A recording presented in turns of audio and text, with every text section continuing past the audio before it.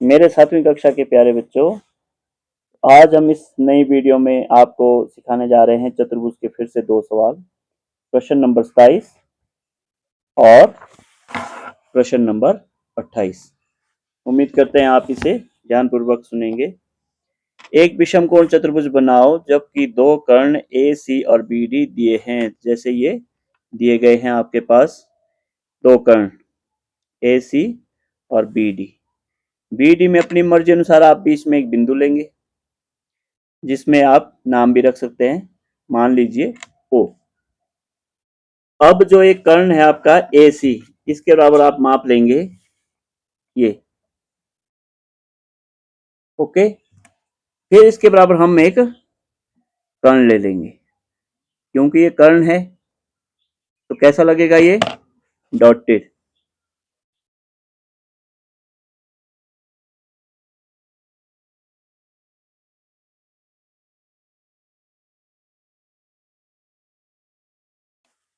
ठीक है बच्चों, ए सी। अब हम क्या करेंगे, जो ए सी कर्ण है ना, इसका हम करेंगे समद्विभाजन। समद्विभाजन क्या होता है, आधे से ज्यादा प्रकार खोलकर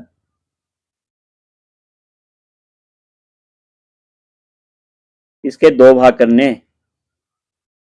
आपने 6ठी कक्षा में समद्विभाजन सीखा होगा, आपने कॉपी घुमा ली,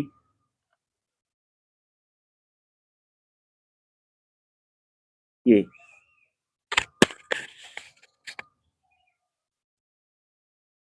और मध्य का भी आप डॉटेड ही लगाएंगे।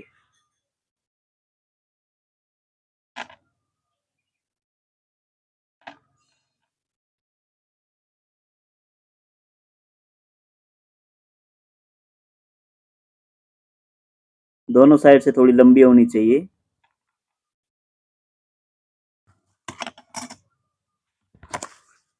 अब जो दूसरा कर्ण आपके पास दिया गया है, कौन सा, बी डी, जहां पे पहले कर्ण का समद्विभाजन हुआ वहां नाम रख लो ओ। अब आपको दिख रहा होगा इस ओ को, ये ओ मान लीजिए कि ये पॉइंट हमारा ये है, तो ये जो दूसरा कर्ण है हमारा, इसको हम इस मध्यिका में काटेंगे दोनों साइड माप के। तो कहां से मापना है ये देखने वाली बात है। जैसे हमने बाकी तो पूरा मापते थे ए से सी तक, लेकिन इस कर्ण का माप हमने कैसे लेना है, आधे आधे का। जो ओ से डी है तो ओ से डी का माप लिया और ओ से डी हमने ऊपर की ओर काट दिया, ठीक है। उसी प्रकार जितना बी से डी है, ये देखो इसमें अंतर है, क्योंकि हमने पॉइंट जो है ना बीच में अपनी मर्जी से लिया था। तो ये आप कॉपी घुमाइए और ओ से नीचे की ओर,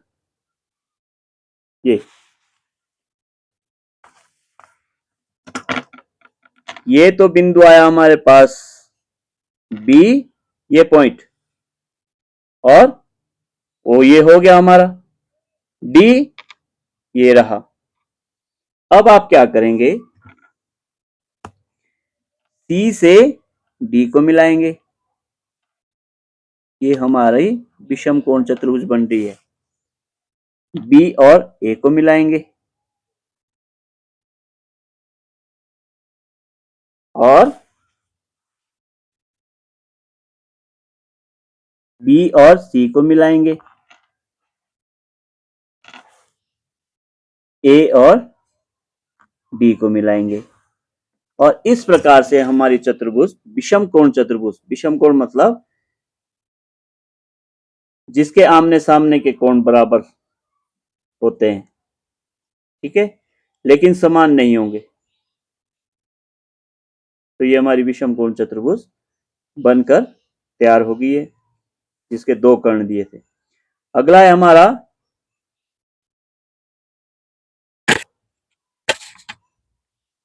एक समानांतर चतुर्भुज बनाओ जिसकी भुजा ए बी रेखा के समान तथा आधार कोण ए के समान दिया है। तो ये ध्यान देना बेटा सभी कि समानांतर चतुर्भुज है, एक तो आपको कई बार बताया है कि इसकी परिभाषाएं आपको आनी चाहिए, परिभाषाएं याद कर लिया करो, इसी से आपको कोण बनाने में आसानी होगी। और एक है हमारे पास दिया हुआ कोण, आधार कोण। दिया हुआ कोण हमेशा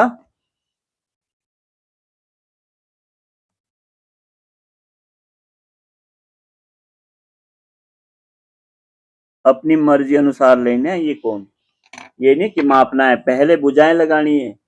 कई बच्चे क्या करते हैं, पहले एक भुजा लेकर यहां से चाप लगाते हैं और उसको उतने ही खुले हुए प्रकार से काट लेते हैं, यानी कि 60 डिग्री का कोण बनाते हैं। इसमें ऐसा नहीं है, दिया हुआ कोण अपनी मर्जी अनुसार। अब आप इसमें प्रकार खोलकर जितना आपने खोलना है एक चाप लगा लीजिए, कोण दर्शा दीजिए। कोण का नाम क्या है, ए। तो ये हमारी दी हुई चीजें हैं जो प्रश्न में दी गई है। कर्ण है, ए भुजा है, ए बी, सॉरी ये भुजा है, कर्ण नहीं है। और दिया हुआ आधार कोण है ए। अब हम शुरू करते हैं। आधार के माप के बराबर हमने आधार लेना है। जो दिया गया आधार है ना हमारा, इसके बराबर हम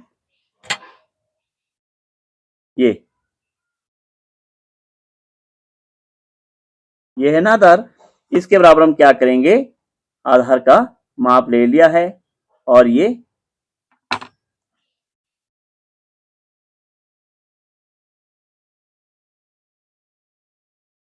दिए हुए आधार के बराबर आधार हो गया हमारा ए बी। अब आपने क्या करना है, आधार कोण। आधार कोण की परिभाषा क्या होती है, जो आधार पर बने होते हैं। आधार ये है ए बी, वो इधर भी बन सकता है ए पे, वो बी पे भी बन सकता है। लेकिन क्या है, क्योंकि इसका नाम आधार कोण का नाम ए है तो ये ए बिंदु पर बनेगा। अगर आधार कोण का नाम बी होता तो बी बिंदु पर बनता। और अगर इसका नाम एक्स होता, एक्स या कोई अन्य शब्द, तो आपकी मर्जी है, आप ए पे भी बना सकते हैं, बी पे भी बना सकते हैं। तो हम क्या करेंगे, जितने हमारा एक कोण है उसके बराबर हमने कोण बनाना है। ये इतने खुले हुए प्रकार से हम चाप लगाएंगे। और अब क्या है, खास बात क्या होती है दिए हुए कोण की, जो इसकी चौड़ाई है वो भी हमें मापनी है। देखिए कम है ये 60 डिग्री से, यानी कि हमें प्रकार इसके बराबर खोलना पड़ा। ये हमने इसके बराबर, इसकी चौड़ाई के बराबर प्रकार खोला और हमने इसकी चौड़ाई को काट लिया। तो यहां से हमारी दूसरी भुजा आएगी। ठीक है, तो जब दूसरी भुजा आएगी तो कहां तक जाएगी, उसकी कोई लंबाई फिक्स नहीं है। तो हम माप भी ले लेते हैं, क्योंकि समानांतर चतुर्भुज है। समानांतर मतलब उसकी सभी भुजाएं समानांतर समचतुर्भुज। यहां मैं लिखना भूल गया था, समानांतर सम। सम का मतलब जिसकी चारों भुजाएं बराबर होती है, लेकिन कोण उसके आमने सामने के बराबर होते हैं, वो होती है समानांतर चतुर्भुज। जिसकी आमने सामने की भुजाएं समानांतर और एक समान हो। अब सम है तो सम का मतलब कि उसकी चारों भुजाएं बराबर है। तो हम इसकी जो भुजा का माप दिया गया है इसको माप लें और यहां से पहले ही काट लेते हैं हम कि भाई यहां से आगे हमने भुजा नहीं ले जानी है।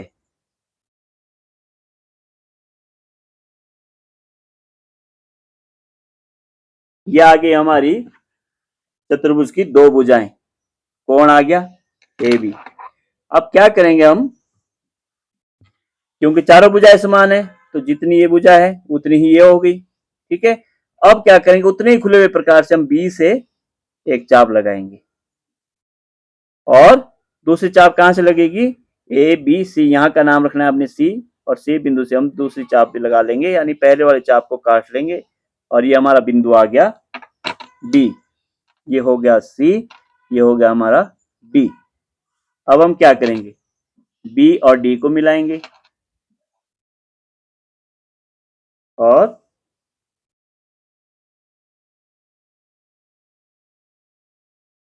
सी और डी को मिला लेंगे।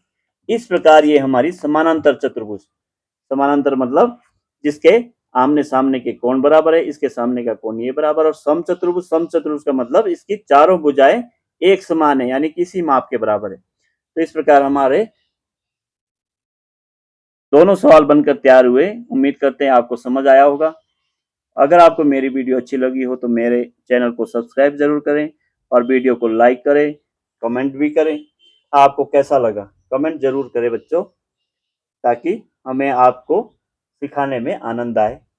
धन्यवाद।